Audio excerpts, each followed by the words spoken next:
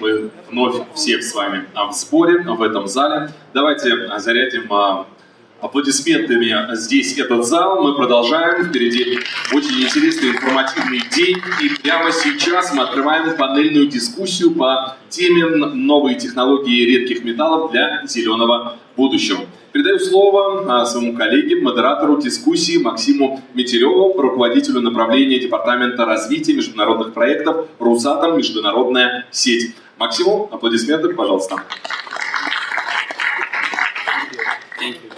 Firstly, I'd like to welcome all participants and guests of our international conference, and I wish that we will have a fruitful discussion now. Our topic today is a new rare metal technologies for a greener future, as you probably already know. And also let me introduce our honorable guests who will take part in our panel discussion. Nageib, CEO and President of Hydrogen Egypt.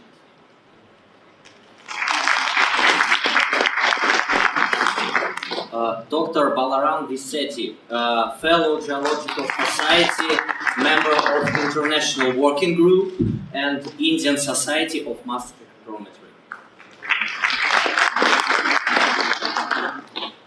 Dr. Rakhumani, Scientific Officer of Chemistry Division of Baba Atomic Research Center, Mumbai, India. Ruslan Dimukhamedov, Chairman of Rare Metals and Rare Earth Metals Association, Russian Federation. Next guest is Moham Verma, outstanding scientist and former director of Atomic Minerals Directorate of Department of Atomic Energy, India. Probably you all know this person, Konstantin Ivanovskikh, Deputy Director for Science and Innovation, GIREDMET, Russia.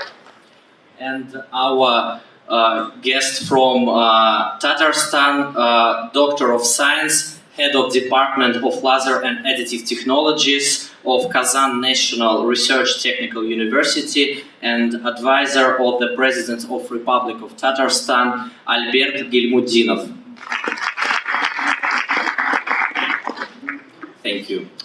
In order to kick off our discussion, I'd like to say that today rare metals is vital for all high-tech industries. Also, we can call it like vitamins for high-tech industry. And I suppose that everyone has a question. What's importance in this question? And I suppose that we will be able to answer it today. And the main point that our energy transition for clean and green future won't be possible with rare metals and their application in it. So I hope that Konstantin Ivanovskikh will take the world and give you some comments about it and about the importance of energy transition and connection with rare metals. Thank you. Would you please show my presentation? Yeah.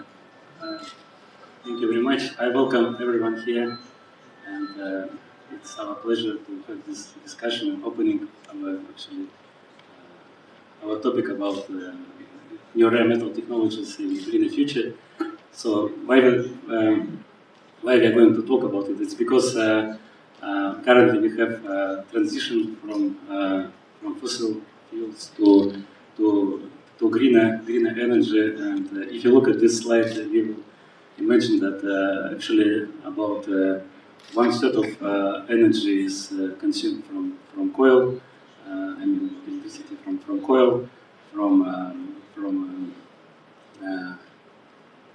artificial fuels, and if you look at the distribution around countries, some countries like India, China, Kazakhstan use about 60 or even more % of coal for producing electricity.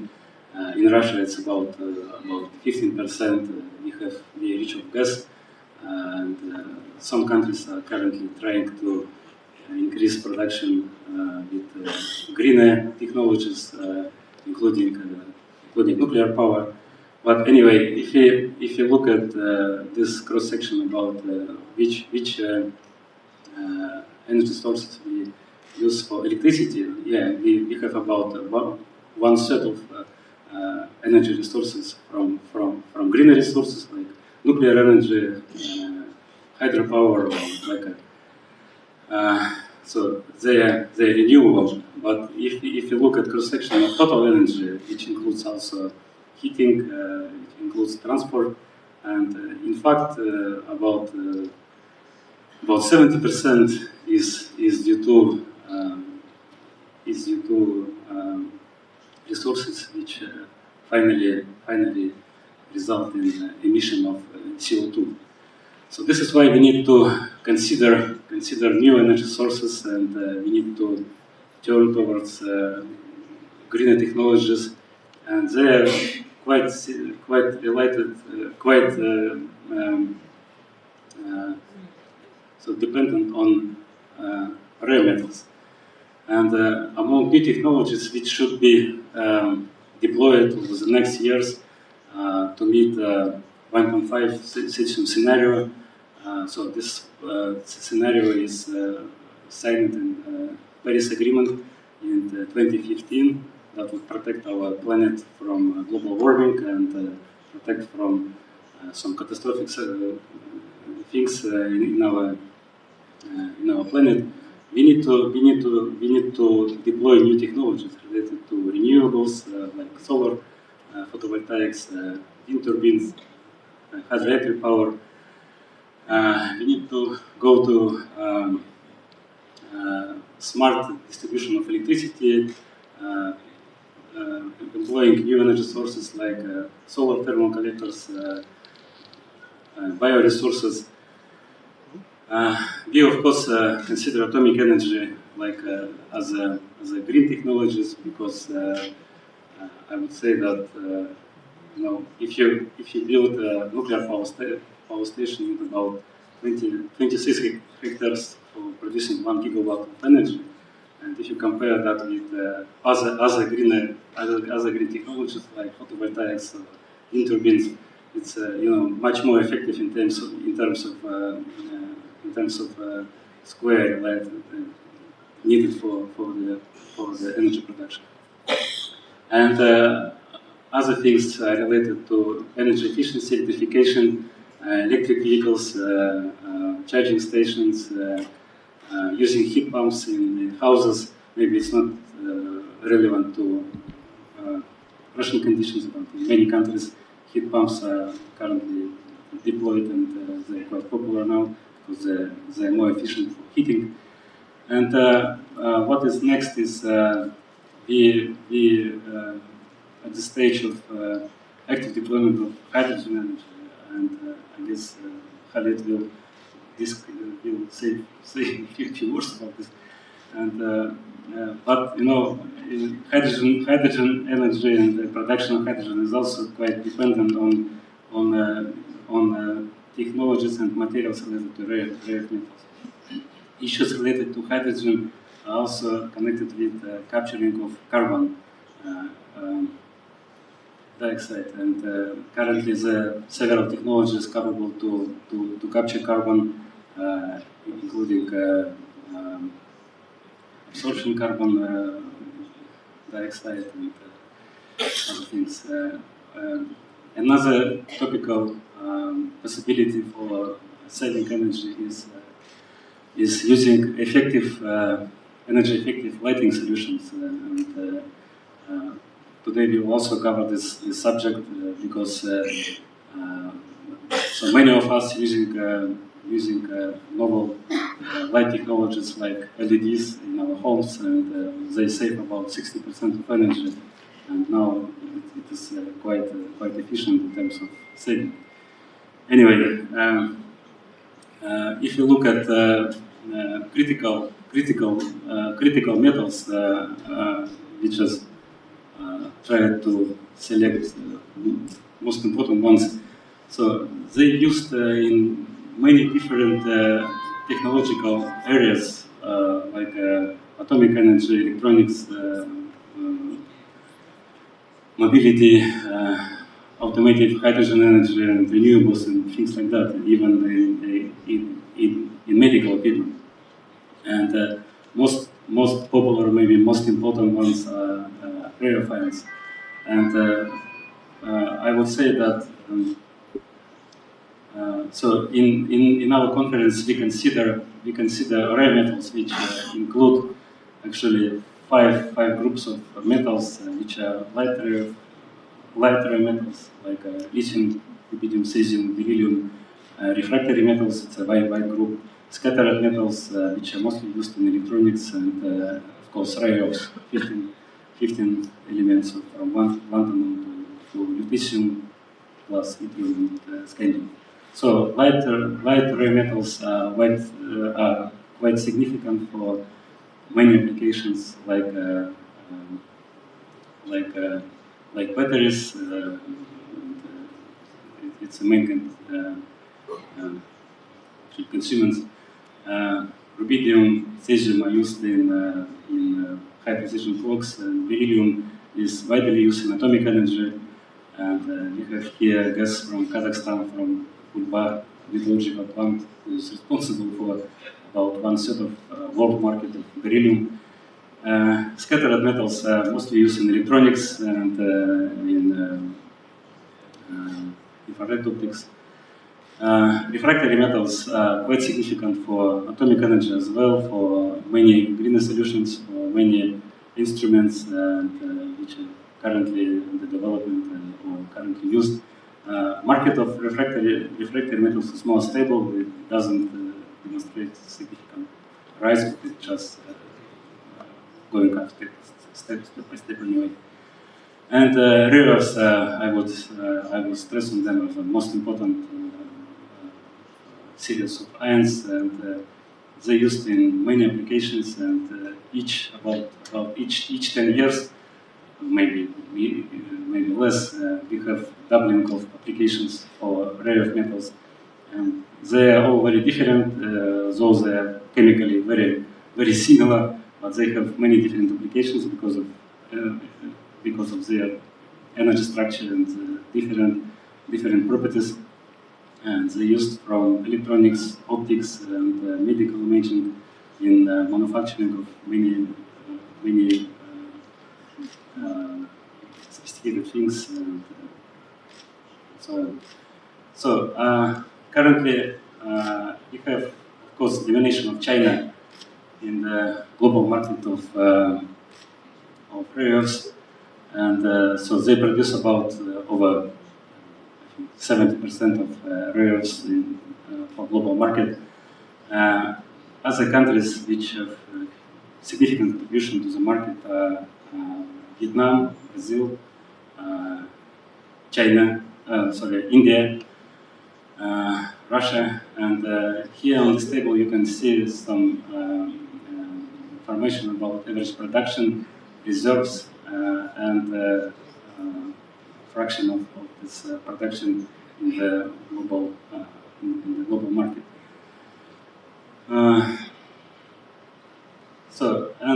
Of course, today global supply chains are mostly related to Chinese companies, and countries like India, Russia, or Brazil have some contribution, but it's quite moderate for the moment. US is quite significant player, but they mostly produce light series of rare earths.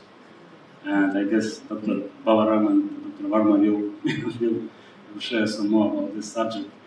So, and of course, we constantly have a rise of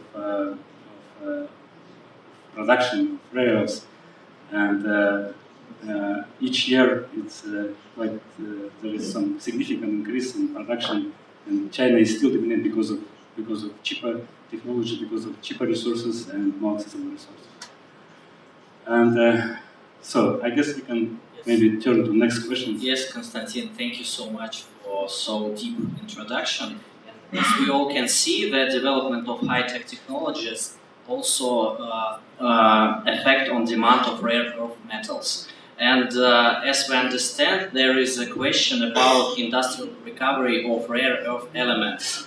Dear Dr. Balaram, could you please share your view on the picture how industrial recovery of rare earth elements could help us to mine, to extract economically relevant technologies in order to fulfill demand of renewables?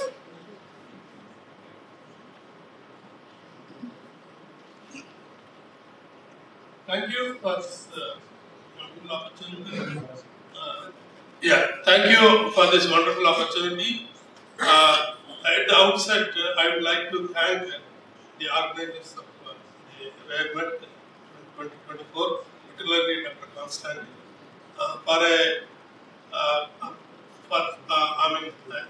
inviting me to participate in this, and also giving me a sweet memory here, receiving an award at RAREMET 24 by him has been a very, very sweet to me, and I remember for my life. With this, I'll get back to the subject. Today, the health of our planet, as well as all of us, is being determined by these rare metals.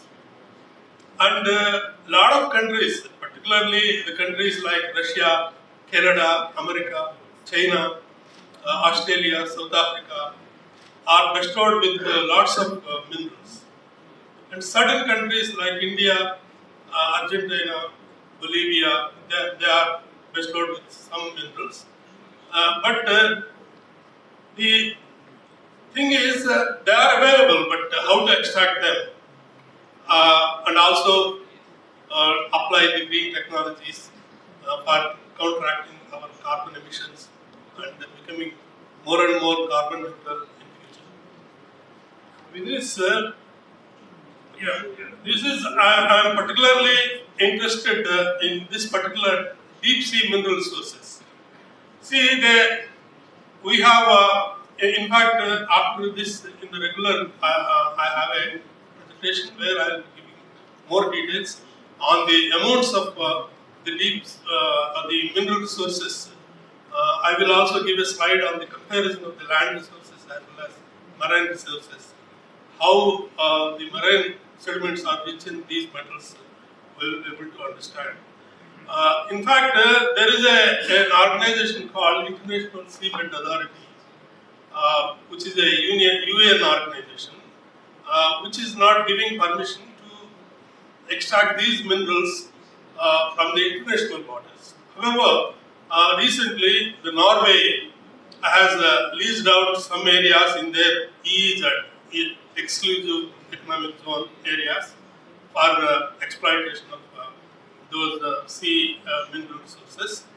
And also very recently Japan, these are all very recent, just Japan is only few days back, this news, and Norway just only, I think, 1 month back. So this kind of scenario is happening, and recently, there was a few days back, there was a meeting of International Seabed Authority. They have come out with some draft plan for how to allow in future the mining of ocean mineral resources. But it is available, but somehow I didn't get the chance to go through that. But at the moment, we don't have permission to mine these resources in the ocean bed in the international waters. And we sometime back in collaboration, my institute, National Geophysical Research Institute, in collaboration with NIO, National Institute of Oceanography, and NCPOR, National Center for Polar and Oceanic Research in Goa, we had an exploration program for which, in fact, we hired a Russian vessel called Boris Petrov. We explored some parts of Indian Ocean, and we reported very high concentrations of rare earth elements. And very recently, I published a review paper on the sea mineral, the marine mineral resources. And some people believe that Now the land resources are becoming exhausted and we need to look towards the oceans. So that's exactly a lot of people are thinking, particularly some of the mining companies in Canada, they are even pressurizing the ISA, that is International Seabed Authority, to give permissions. Coming to Russia, Russia is having extremely a very high quantum of mineral resources, particularly in the Arctic area. And I have gone through a paper recently that 80% of the metals required are being imported, despite Russia is having lots of resources. So I just wanted to bring that thing to in this particular meeting, that we need to work hard, take up more projects in the extraction of these metals, valuable metals from different sources, including the marine mineral resources, and then make the country more sustainable rather than importing them. And if you look into the mineral resources, just I will tell you that there are 210 billion tons of polymetallic nodules, which are rich in a lot of other elements in addition to rare earth elements, and 930 billion tons of the ferromanganese crusts on the ocean mounts inside in the marine sediments, and even 600 million tons of the sulfide deposits, which have very rich concentrations of copper, cobalt, nickel, even gold and silver. So, this is the here I am giving a comparison. For example, this is a small place actually called Clarion Clipperton Zone between Hawaii and Mexico, which is a small area but has huge reserves of minerals. And if you see the comparison, for example, rare earth elements, how much the total terrestrial deposits are and how much this particular little, a small deposit in the entire ocean has. So that shows the, even lithium you can have a look at it, and that shows the enormous potential of these marine resources. Dear Dr. Balaram, thank you for mentioning the question about deposits. Yes, please. Let's start this. Somebody has to start this. More specifically, a nodule mining operation will involve a surface operation vessel. From that will be deployed a collector vehicle that will be down 4,000 meters and it will be tethered to the surface operation vessel.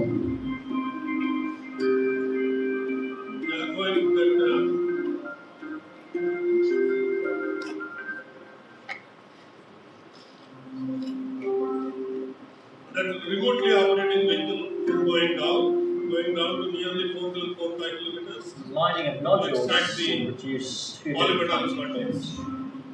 But in that process, you see a lot of dust is coming out, and which is creating problems to the ecosystem in the ocean.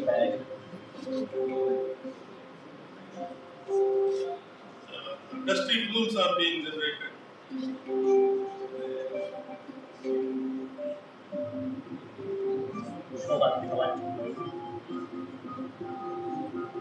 It will drive around nodules.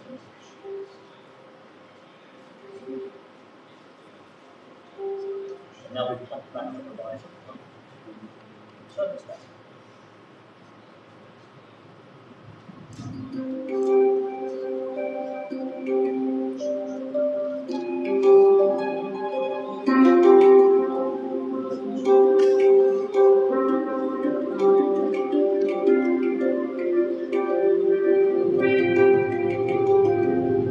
The second type of plume is a discharge plume, which is unwanted sediment that is brought up to the surface vessel.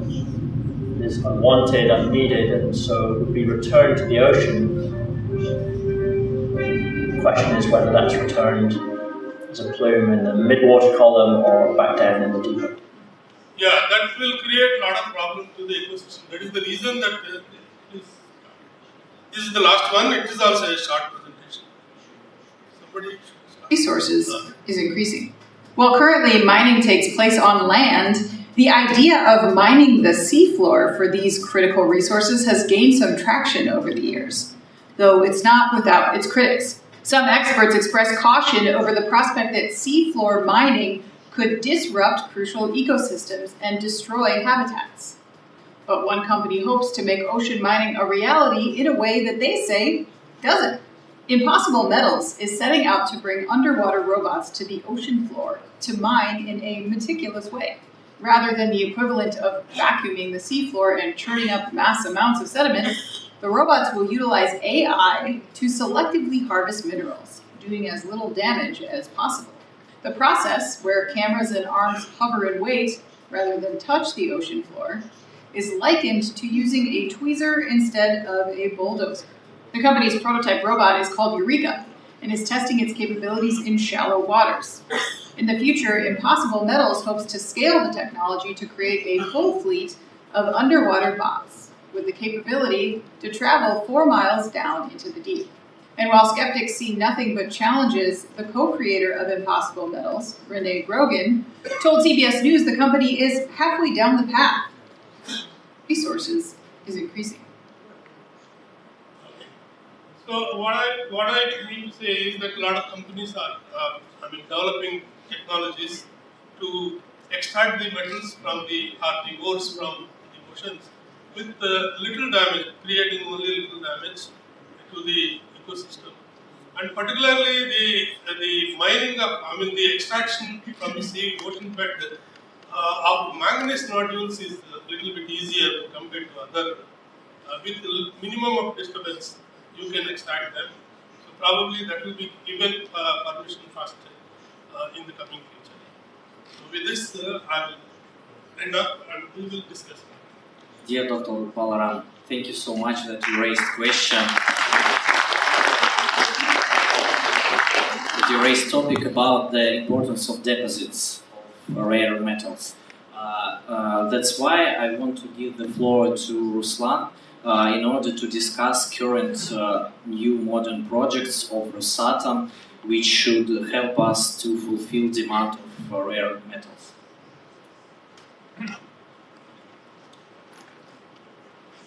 Dear colleagues, I'm glad to meet you in this panel section. Now, we've heard a very interesting report about mining in the deep sea. I'm sure it will be our future. Talking about present day, we should say there is a lot of work here in mainland. Talking about Rosatom activities in rare earth projects, I can say about our starting this activity. It was 10 years ago when we started to mine scandium as a byproduct with our uranium, thanks to Mr. Vladimir Rычkov, the author of this technology from Urala Federal University.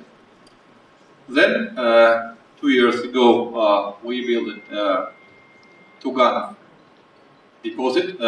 It's a deposit of titanium and zirconium sands, minerals, I mean. 1 year ago, Rosatom owned Lavazorsky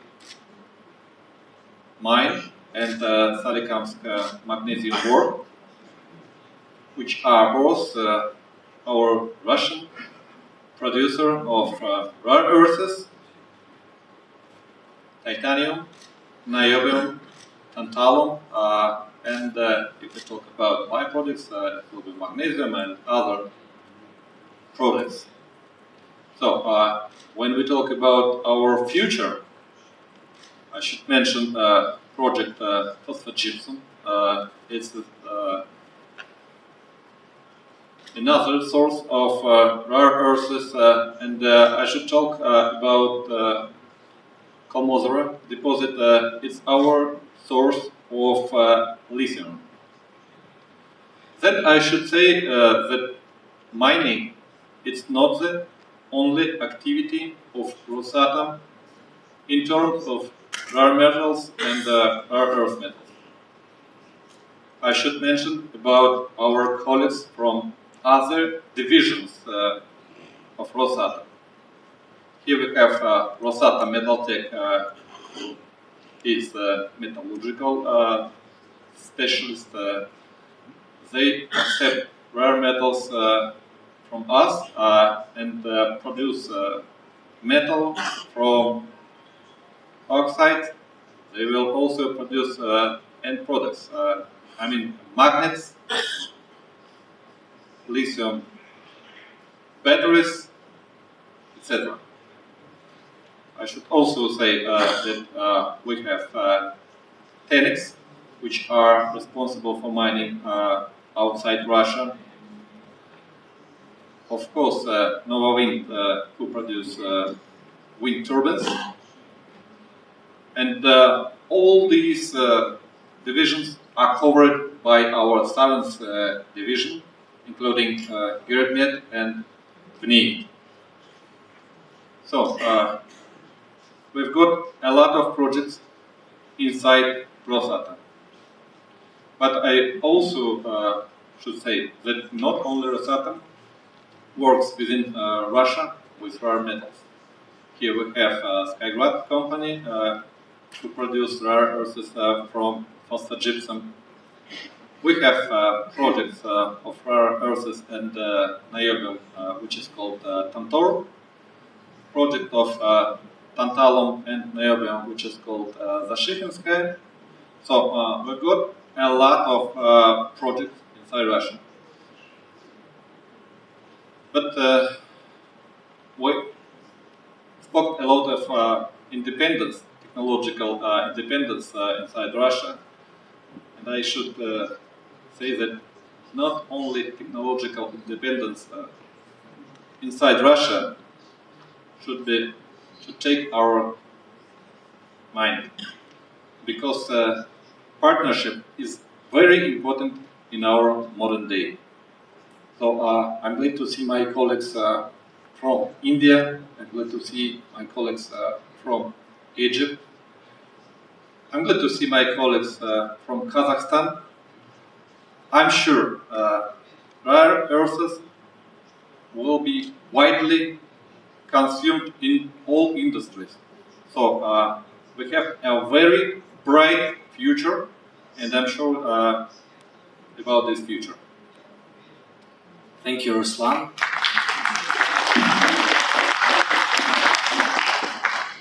In your speech, you mentioned that there is some difference between extraction of light or heavy rare earth elements. And with us today, here is Dr. Moham Verma, who has a broad experience in Department of Atomic Energy, and he was in charge of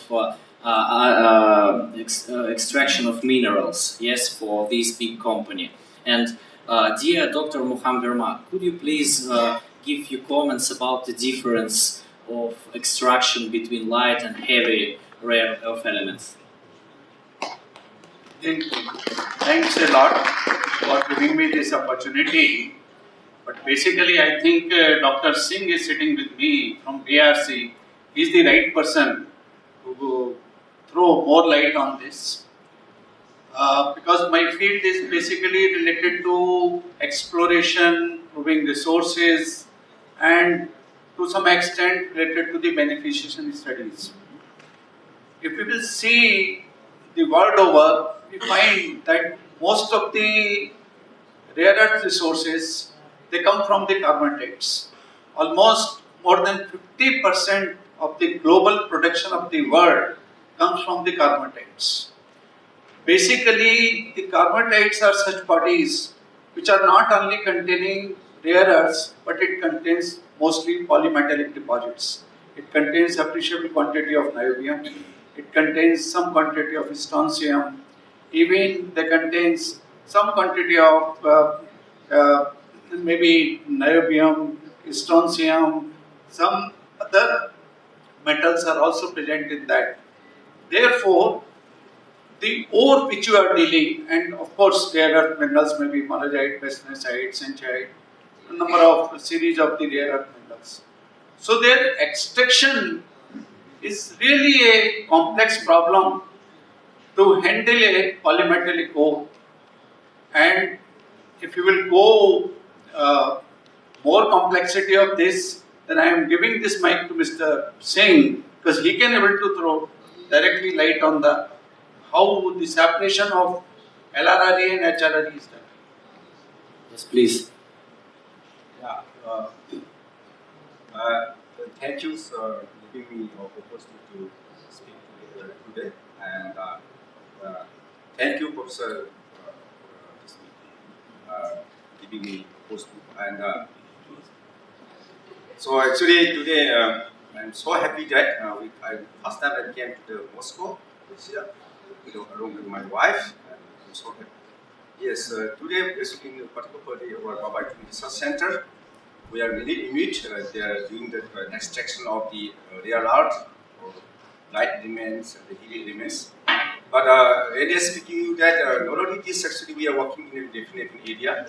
So I cannot speak so much about the extraction, because my area working is mostly rare earth, useful for the purpose of application. So this one, so the project for this, because I working mostly. I want to explain about my work. This for this. I work in the rare earth jobs happen for the application oriented, like medical fields or biological applications, are also light emitting diodes. So this only I want to express something. So can I continue? Excuse me, could you speak a bit more louder, or maybe put the mic closer? Okay. So actually, yeah. So rare earth is actually rare earth. We see that what is rare earth? Actually, we are about to speak about the 17 elements: scandium, gallium, potassium, up to this. So these 17 elements actually is widely used all over the world for many applications. But if you see rare earth, helium is not no longer rare earth. Because why? Because the helium abundance is very high. But still we call the rare earth because the separation is one of the biggest issues. This is why separation chemistry, if the light element and heavy element is something different. Even we going to the rare earth and actinide series, even the separation chemistry is something different. Because they are always coming together. Because the either potential intensity, potential difference may be different. Because of sometimes there is separation done, okay, by using the chemistry, or some of the they use some of the keeping regards. But I will speak regarding this. So this rare earth, I want to repeat this. I told that can be used for the medical purpose, as well as so they can use for the the light emitting diode, and I can see energy saving. They can use many things. So what example I give you for medical purpose rare earth? I tell you lutetium. Lutetium is a sort of 1/6. This one used for the SPECT, particularly cancer diagnosis. The SPECT was used. So some of the rare earth is used for the for the diagnosis in imaging, like MRI, magnetic resonance imaging. People use mostly gadolinium based, but nowadays apart from the gadolinium, they use dysprosium, the chromium, because they're having higher atomic moments. Because coming to the F-block elements, the orbital contribution is very high. This is now instead of gadolinium, now dysprosium and chromium is used expands. This is one of the why the is very important.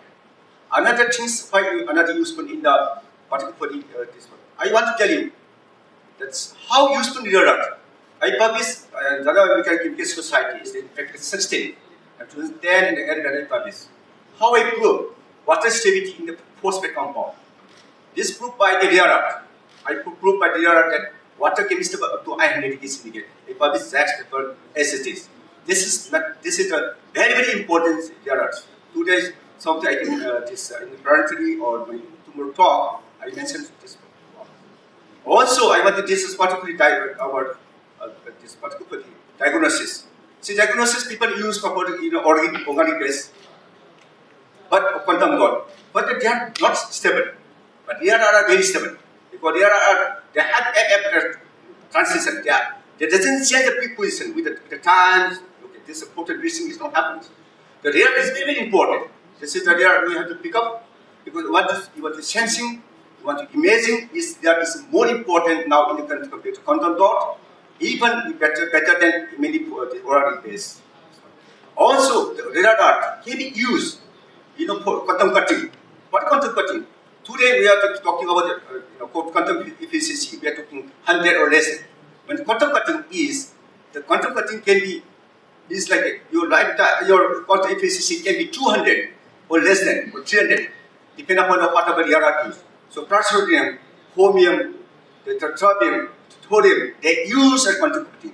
This can enhance that quantum efficiency. Even today, photovoltaic, the quantum cutting this can be used. Idea can be used to improve the photovoltaic idea. Also, I want to say that now another was the up-conversion neural particles. Up-conversion neural particles all are based on the most organic based quantum cutting up-conversion neural particle is not stable. But if you use radar, why radar is because they have the scientists that they have the meta-7 energy level. Okay, they are not changing position.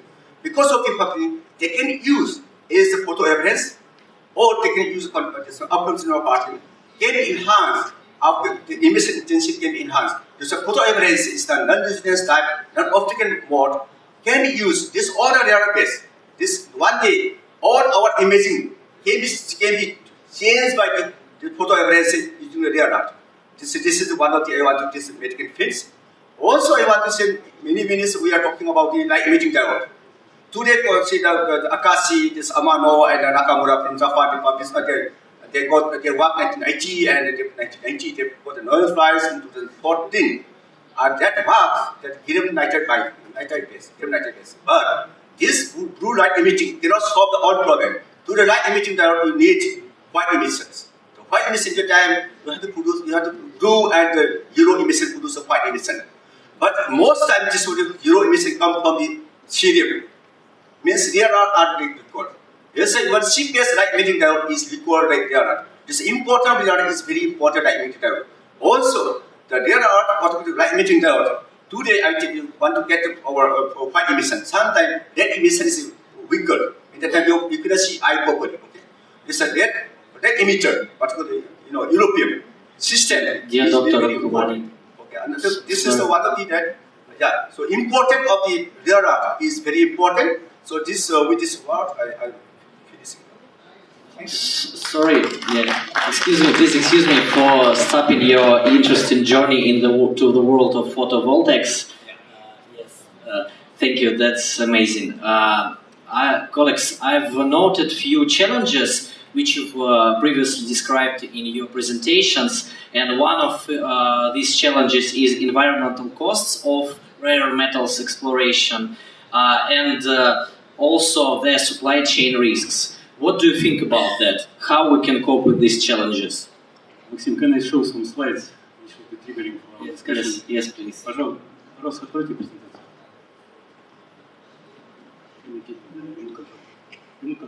Remote control.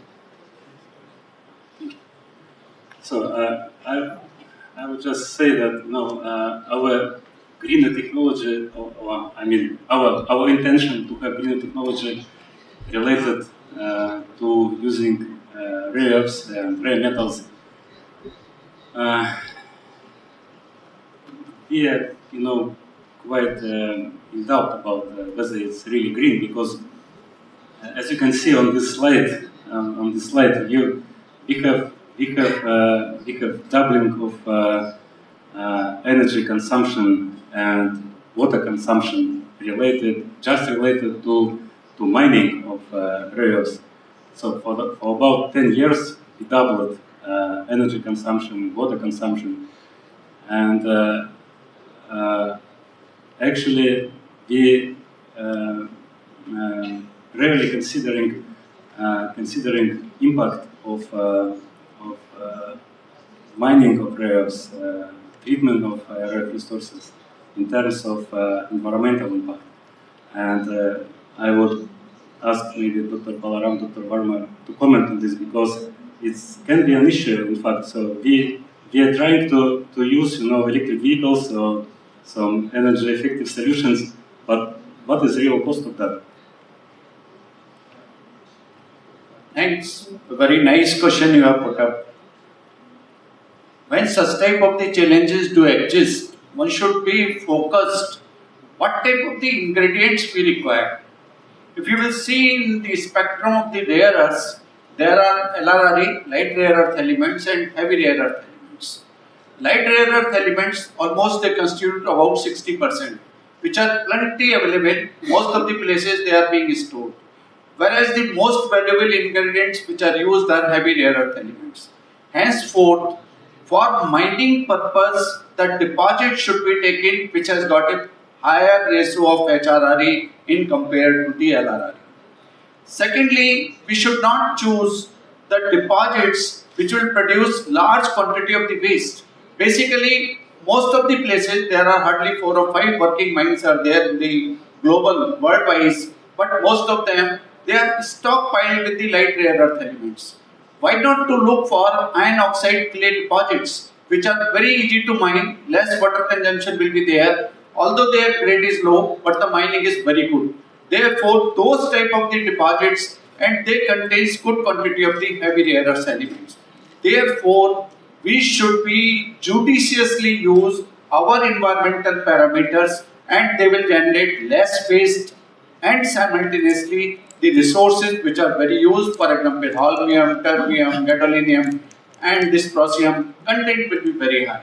So this is one way we should selectively go for keeping into account of the opening of the new mines or the deposits which are required, vital ingredients are required for industrial or commercial applications.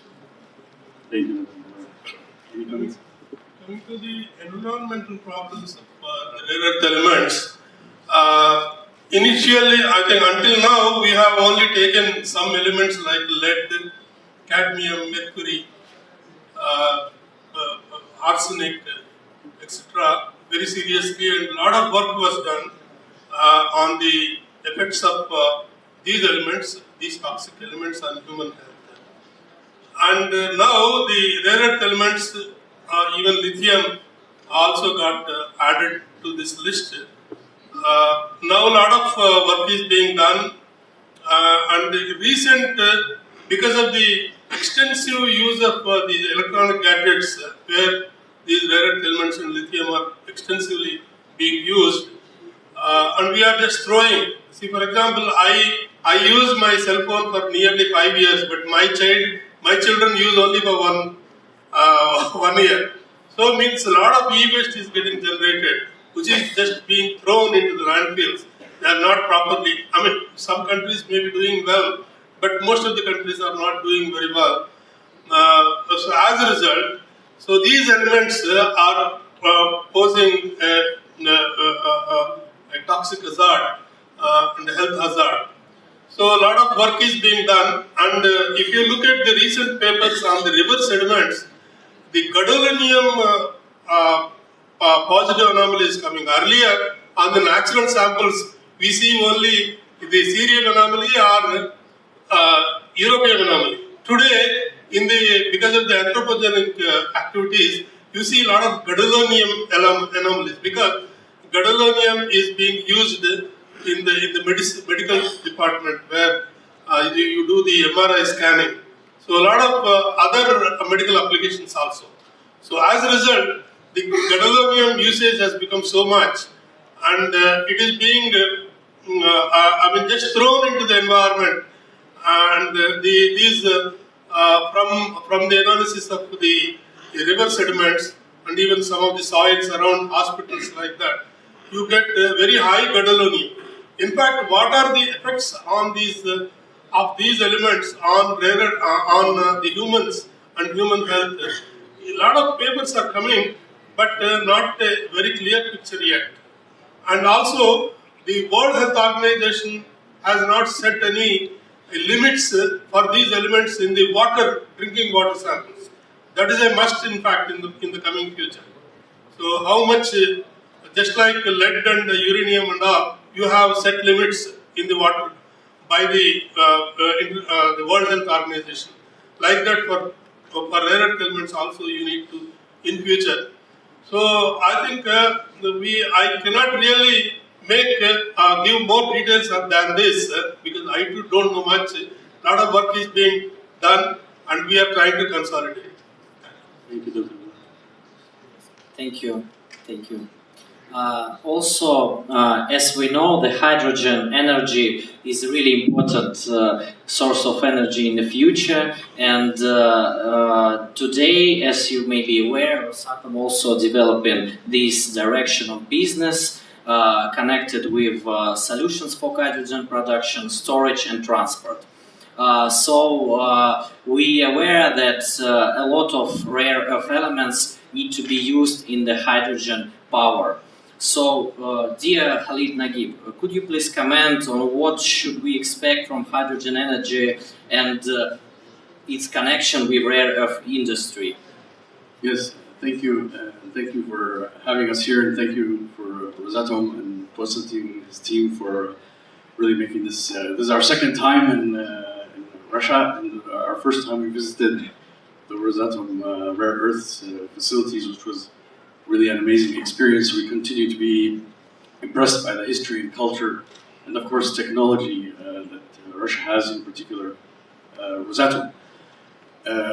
And also the warm weather, which we commented on yesterday, which is apparently unusual, so that tells us for real we have a real environmental impact, and global warming is a real issue. I guess this was unusual weather for this time of year, which we unfortunately enjoyed, but it's not good for us.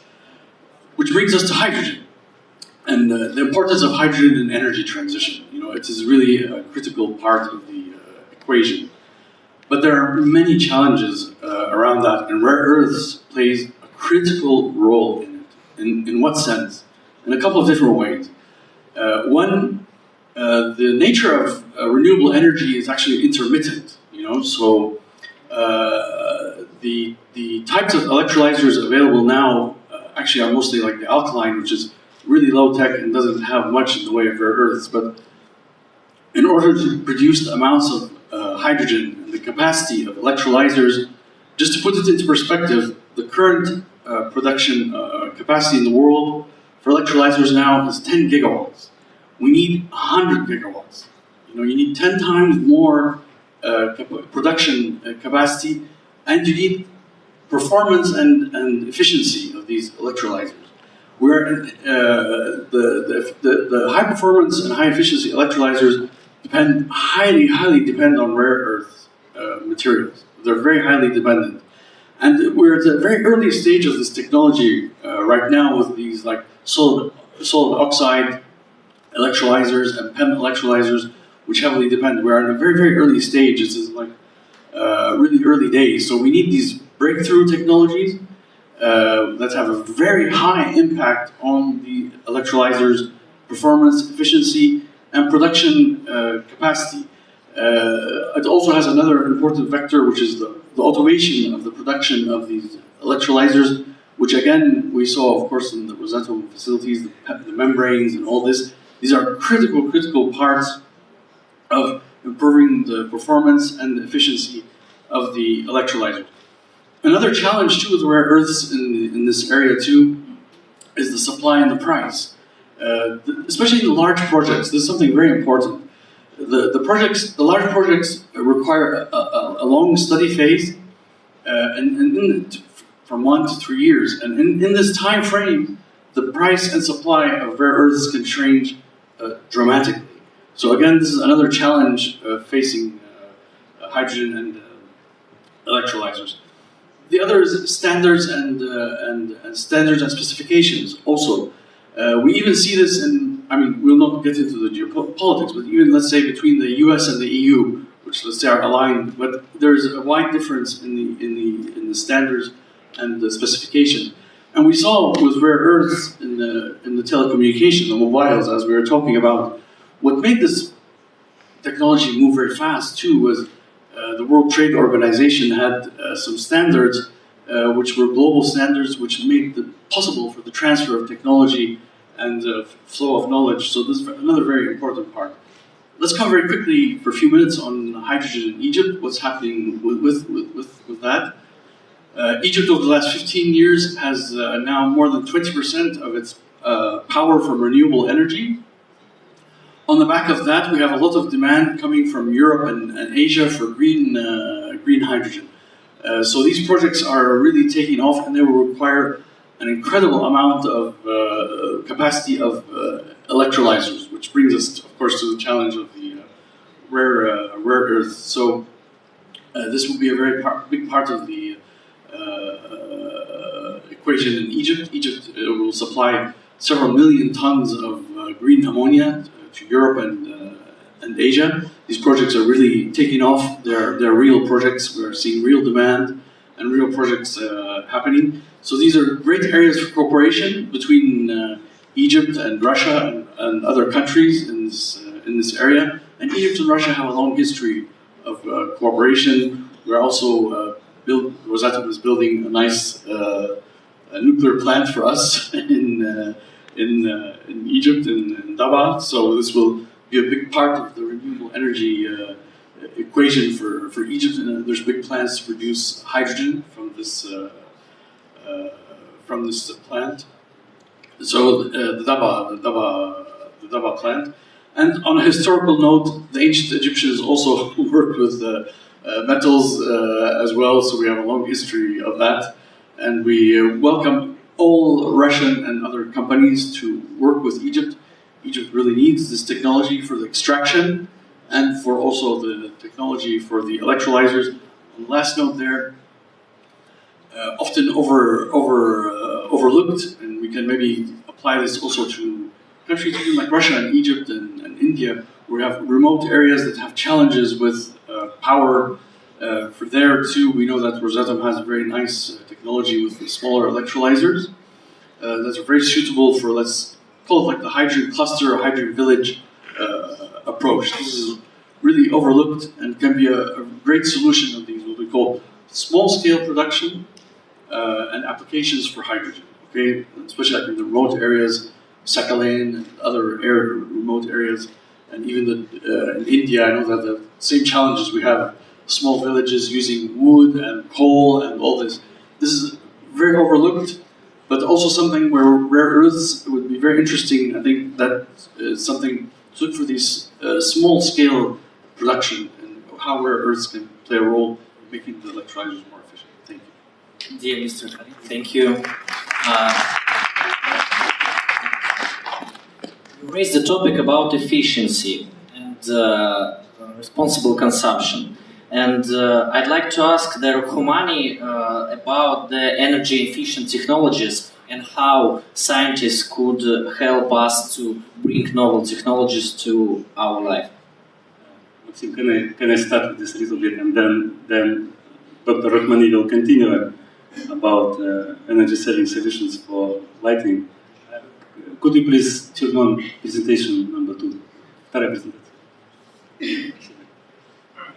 So there are actually many different energy saving, energy accumulating solutions, and energy saving in terms of energy efficiency is, as we said before, is quite related to energy saving solutions in lighting. And in this term, we quite dependent on the development of solutions in photovoltaics. And so photovoltaics is when we convert sunlight to electricity. We mostly use silicon solar cells, which are quite limited in efficiency. I think it's limit of about 20% or something. And to increase efficiency of solar cells, new achievements suggest applying some light converters. So if you look at solar spectrum, it's actually quite broader than we have the distance energy gap that is accessible by silicon. So we actually work in very narrow energy range from forbidden gap of silicon to double of forbidden gap. So, in fact, we have a lot of light which are just lost and are not used. They are not absorbed, or they are just transferred to phonons to heating. So, in fact, why we use rareos? Because they have very rich energy structure, and they allow to have many energy transitions, energy things to convert energy from one wavelength to another, and this helps to create materials suitable for converting light from shorter wavelengths, say from about 400 nanometers, to the gap of silicon, or from infrared to again to the gap of to forbidden gap of silicon. So we may acquire more light. So we call it light harvesting. So, and using rareos is quite useful on this term, and especially when we consider 4F states of lanthanides. They have very rich energy structure, and they are independent of actually crystal field, and transitions within 4F shell are independent of actually the host. This is not the case for 5D levels. Anyway, we have some solutions which allow to convert light from longer wavelengths for smaller energy to larger energy when we use up conversion. So we use 2 photons to create 1 photon with higher energy or with shorter wavelengths. We call it up conversion materials. We use down conversion materials which allow to switch from, for example, shorter wavelengths which are also absorbed by silicon, but their energy is transferred to heating. So we can convert them to the energy suitable for silicon forbidden gap. And there are also downshifting materials which allows to shift to some longer wavelengths or something, again to have the light suitable for silicon gap. And there are actually some other things which can affect the efficiency of solar cells, and scientists specialists who work with solar cells call it downshifting.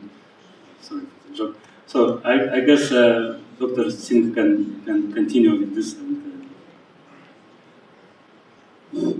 Thank you. Yeah. So mostly just now talking about the down conversion, up conversion. Yes, this is very important because today you want to improve the efficiency of silicon. So you need rare earth now. Because why? If we using quantum cutting, what quantum cutting I told you that efficiency can be improved more than 100, up to 200, 300. So quantum cutting is like that. This is one of the process that can improve the efficiency 100, 200. So this is one of the photovoltaic in its type of application something you need rare earth. This is one of the something. So energy efficiency you want to improve something, you need rare earth. So because rare earth, actually why rare earth? Because this rare earth can cover from UV visible near far light. So they can cover all energy levels. They can, this I can take it. Energy can be absorbed because just now it's showing that 500 nanometer in our solar light is highest intensity. This light intensity, then we lost about 57% loss in near far light. This near far light absorption is this if we absorb and can use for our purpose of electricity generation, and this can be done only that our upconversion process, particular upconversion process, we can improve your efficiency. Yes, we need to improve the luminescence in our photovoltaic solar cell. We need rare earth so that nowadays there are now the dynamic effect means multi-junction. So solar cells they can coming off in the time. If we put rare earth, we can have more efficiency than this is expected. That's why quantum cutting and photo evidences. I took one day all our imaging in the particular for the imaging purpose in the our medical films. 2 day, 1 day, photoappearances. Photoappearances, light, just fast light, one light in one wavelength. And they can produce emission, continuous emission, okay? And this emission, continuous emission is the photoappearances which give improve so much. This only possible only rare earth, okay, containing rare earth, otherwise not possible. Because they are having the metal stat, because metal stat can have better, they can have loop, new loop, because of loop, efficiency, intensity can improve so much. So there is one of the important, and all, this is one of the photo, quantum cutting and photo evidences. And this is one of the, we should be working in this area because this need our, for betterment of the society. So for this war, I will conclude. Just a small, can you please give details about the numbers? For example, before addition of rare earth elements and after addition of rare earth elements, what is the kind of increase in the efficiency? Yes, ideally I want to tell this like that. So silicon is just talking about polycrystalline silicon or single crystalline silicon something. There may be efficiency just now talking about 20%, suppose. But because of the if you put some of them, there are like the YB, there are YB. Our YBs and you excite, they absorb around 500 nanometer. They can produce about 1,000 dB. 1,000 nanometer. This 1,000 nanometer, the silicon is absorbed phase. Because the band gap of silicon, why silicon is using? Because of the, I want to tell you, why we don't want direct band gap. Silicon is indirect band gap. They absorb from UV visible near infrared. This is why we using silicon is indirect band gap for the contact, because so far many people working, ferrite, perovskite, octandite, this one. Many working contact or something. Still, silicon is the best because they have indirect band gap. Beside this indirect band, if you put YB,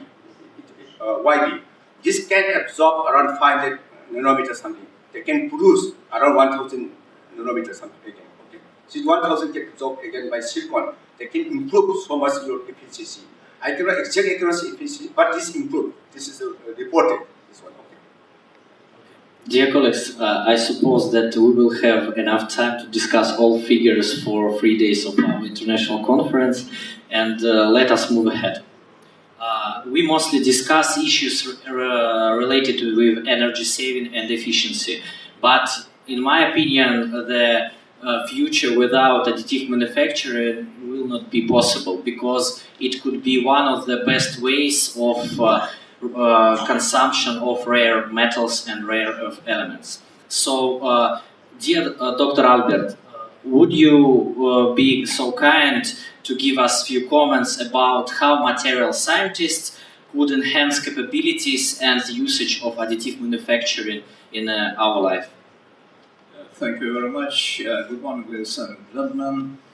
I'd like to start from a very simple statement. You may recall that in the recent past, the most rapidly growing industry was semiconductor industry, on the chips, etc. But experts nowadays say that additive manufacturing is growing even faster. So it's one of the very rapidly growing technologies in the 21st century. When we talk about additive manufacturing, of course, first of all, it's industrial applications, but not only. It's medicine, and in medicine, it's not only orthopedic devices that help people injured people to cope with their illness, but also nowadays, researchers 3D print biological tissues or even organs. So in some future, there is a very little doubt that we'll have some spare parts for our bodies 3D printed, additively manufactured. But when talking about rare metals, of course, we have in mind industrial application, first of all, and the whole range of refractory metals, including vanadium, tungsten, tantalum, molybdenum, niobium. They are very actively used either by themselves as a main part of powders for additive manufacturing, or as additives to enhance, to reinforce properties of other metals and alloys. So therefore, future of additive manufacturing, especially in industrial applications, strongly will depend on the development of chemistry and technology related to rare metals. And nowadays already we have very wide applications of additive manufacturers based on the use of refractory metals in aerospace industry, engine production, parts of aircrafts, parts of helicopters, very actively they're used in automobile industry, in ship production, and our colleagues from India have shown a machine that is designed for taking resources from deep sea. No doubt that important parts of that machine will be 3D printed, additively manufactured. Therefore, in combination with technologies related to rare metals, development, and additive technologies will have new technologies for the 21st century. Thank you. Thank you, Dr. Adler. Colleagues, taking into account that we are out of time, probably you want to discuss more topics, Konstantin?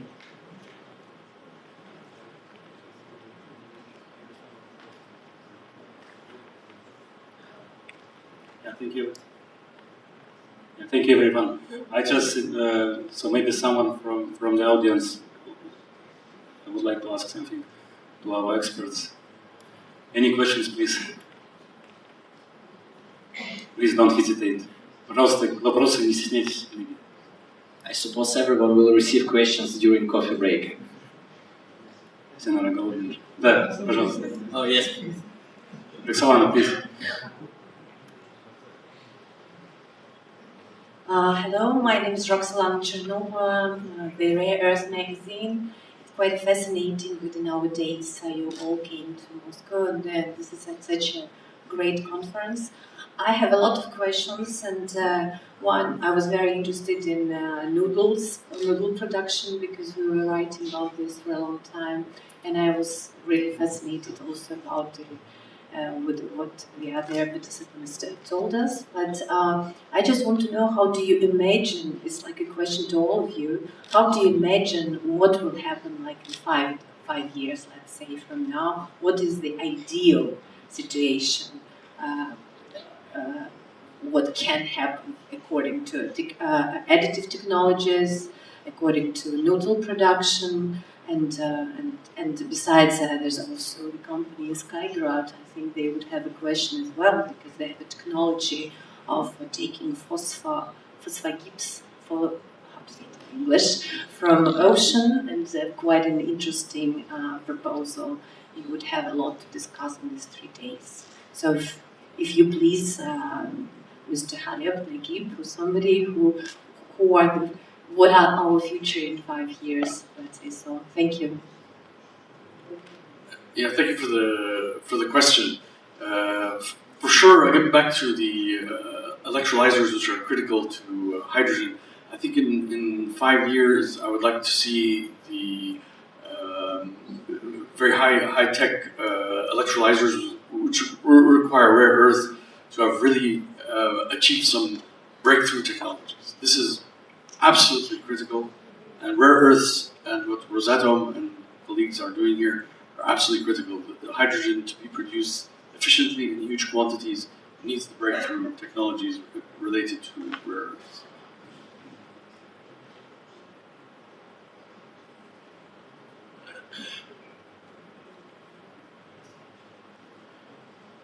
Next 5 years, we are likely to see many new innovative products based on rare earth. Even the domestic appliances will be having a lot of rare earths. Almost 67 projects of rare earth processing are there in the world, which is going to meet almost 30% increase in the production of the rare earths. People are already working.